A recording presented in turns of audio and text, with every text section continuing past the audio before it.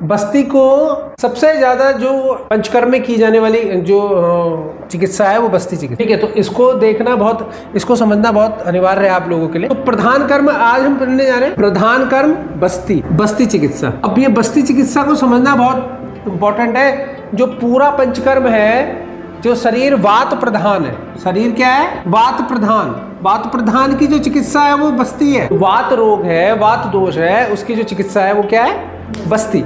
तो बस्ती को समझने के लिए अब हम देखते हैं क्या क्या करना है, तो उसको समझो क्या है। हमने बस्ती में जैसे हमने वो किया था आपका वमन विरेचन, है ना, वमन विरेचन किया था। तो उसमें पूर्व कर्म क्या किया था हम लोगों ने, उसमें पूर्व कर्म क्या किया था भाई, दीपन पाचन किया था, स्नेहन किया था, स्वेदन किया था, ठीक है। परंतु बस्ती क्या है, बस्ती में ऐसा कोई स्नेहपान की आवश्यकता नहीं है, ठीक है। अभ्यंतर स्नेहन की आवश्यकता नहीं है, पूर्व कर्म तो होगा इसमें, परंतु प्रधान कर्म बस्ती, ठीक है। आज इसी की चर्चा करेंगे। अब इसमें पूर्व कर्म क्या होगा, प्रधान कर्म से पहले तो पूर्व कर्म भी होना है। तो पूर्व कर्म क्या होगा, अब जैसे वमन विरेचन में हम कह रहे थे भाई हमें घृतपान करना है, ठीक है।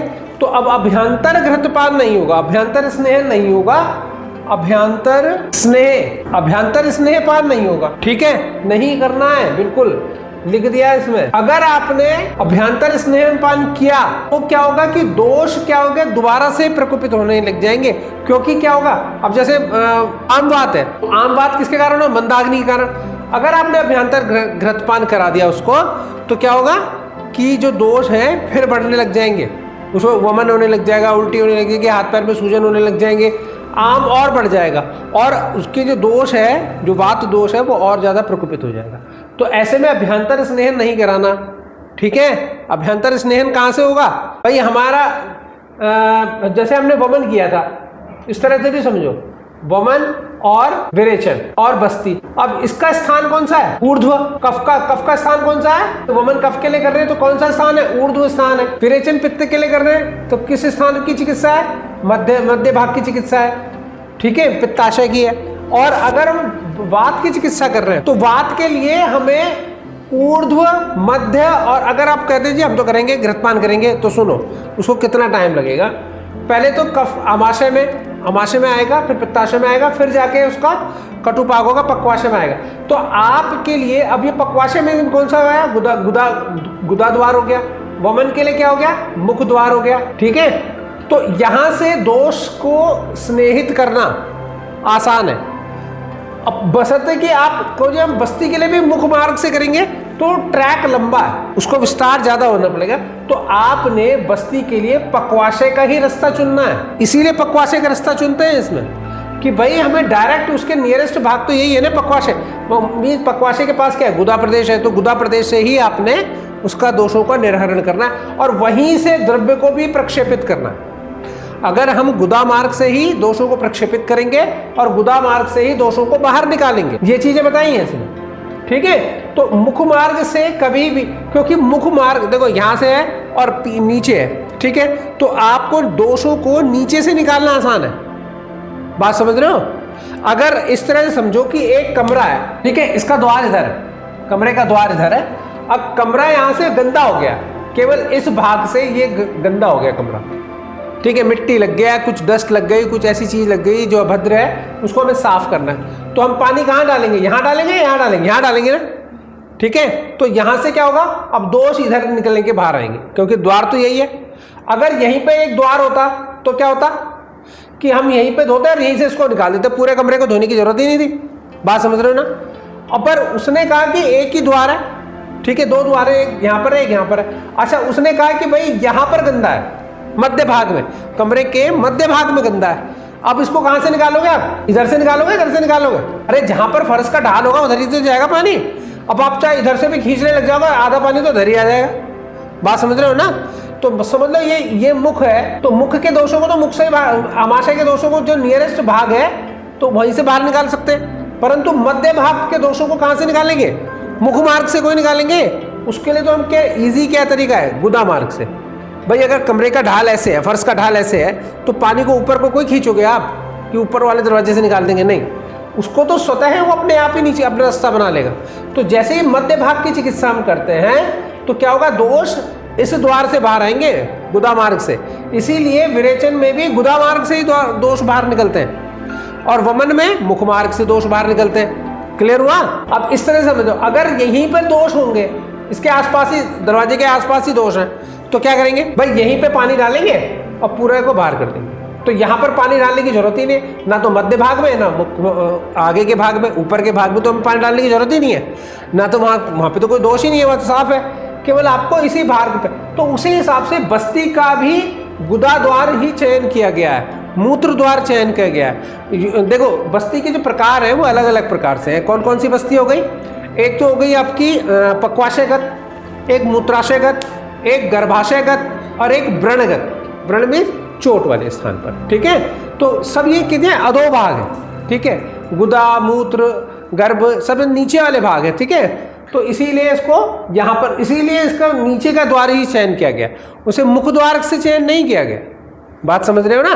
तो मुख द्वार से चयन ना करने का कारण ही यही है कि भाई यहाँ पर घृतपान की आवश्यकता ही नहीं है। जो भी स्नेह द्रव्य आपको, जब वात की चिकित्सा मैंने पहले बताया क्या है स्नेह, तो जितने भी द्रव्यों का आप चयन करोगे वो मुख मार्ग से ना करके गुदा मार्ग पे करोगे, क्योंकि वही अफेक्टेड एरिया है, वहीं पर दोष का संचय भी हो रहा है, ठीक है। क्लियर हो गया? तो यहाँ पर तो गुदा का इस्तेमाल क्यों कर रहे हैं? क्योंकि पक्वाशय उसके नियरेस्ट है, ठीक है, कोस्ट उसके नियरेस्ट है, तो हम वहीं से उसके दोषों को बाहर निकाल, ठीक है। डॉक्टर साहब क्लियर हुआ कि भाई क्यों घृतपान नहीं करा रहे? क्योंकि एक तो वेस्ट होगा वो, और दूसरा क्या होगा, मंदाग्नि को क्रिएट कर देगा।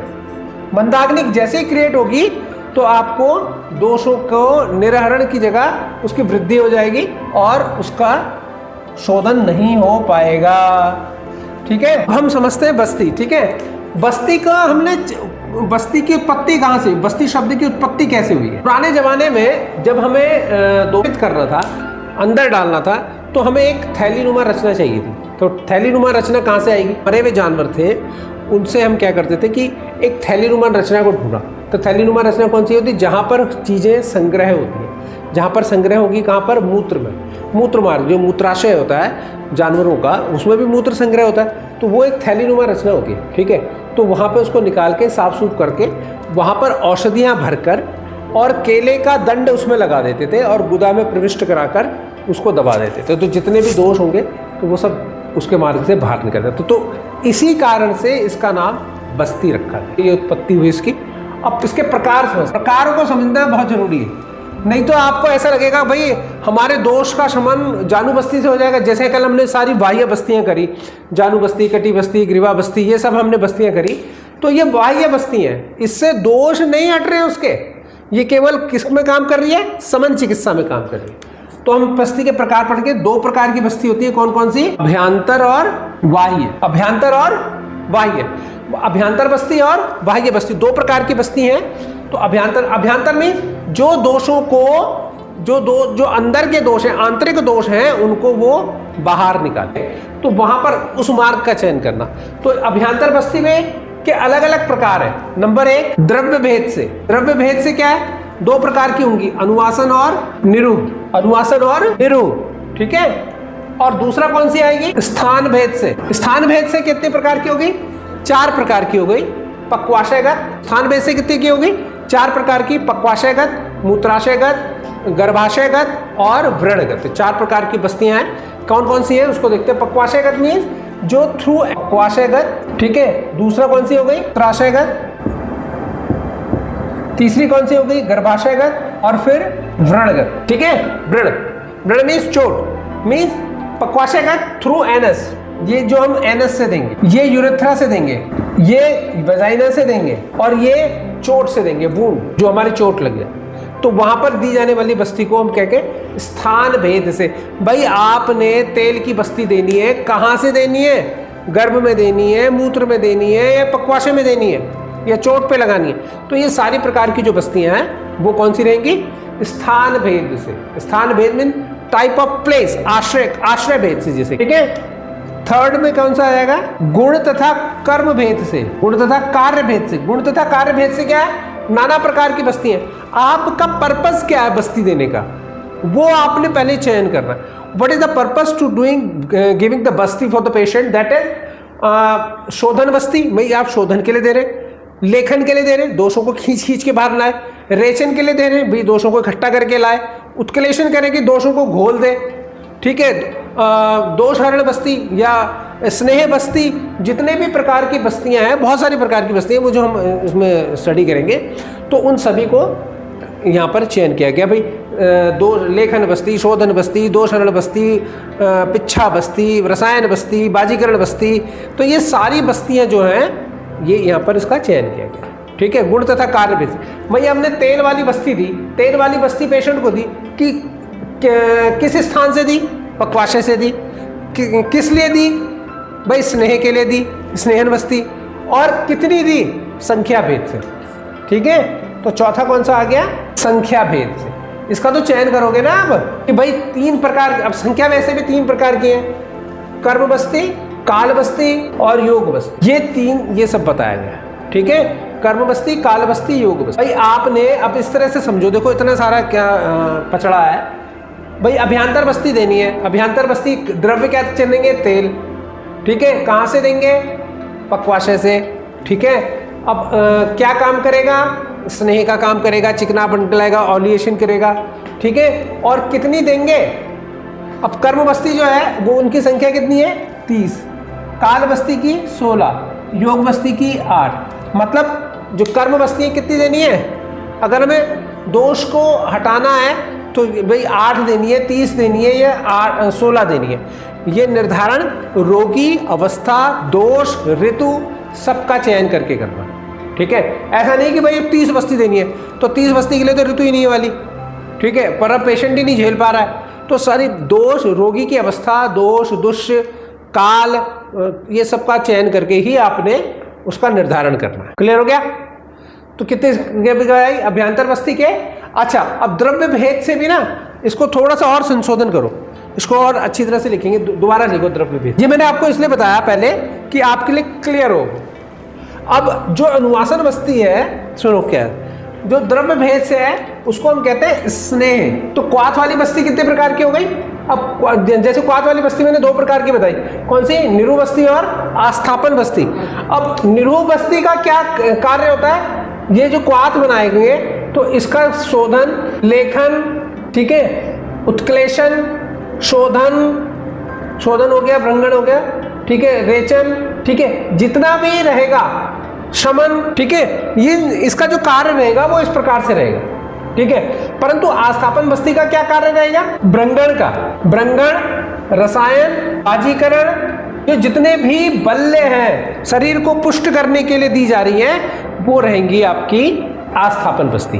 क्यों, क्योंकि ये शरीर का शोधन कर रही है, समन कर रही है, दोषों को हर रही है। निरूह बस्ती क्या कर रही है, दोषों का शोधन कर रही है, दोषों को बाहर निखार रही है, जो स्थूल था उसको सूक्ष्म कर रही है। और जो आस्थापन बस्ती है वो उसका करेगा, शरीर को बल प्रदान कर रही है, वय की स्थापना कर रही है, आयु की वृद्धि कर रही है, ठीक है। तो इसमें कैसे, अब घटक द्रव्य अलग अलग है, इसमें कौन से घटक द्रव्य लेंगे, इसमें जो शोधन के लिए, लेखन के लिए, रेचन के लिए, शमन के लिए प्रयोग में आने थे।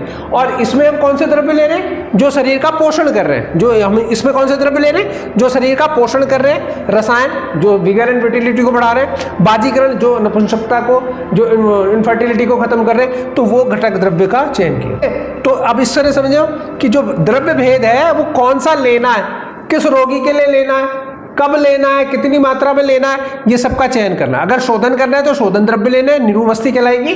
और जब हम उसकी वय स्थापना, ऊर्जा बढ़ाने के लिए, जैसे शुक्राणु की वृद्धि, ओवा के लिए, रज की स्थापना के लिए कर रहे हैं, तो वो आस्थापन बस्ती कहलाएगी। क्लियर हुआ, ठीक है ना।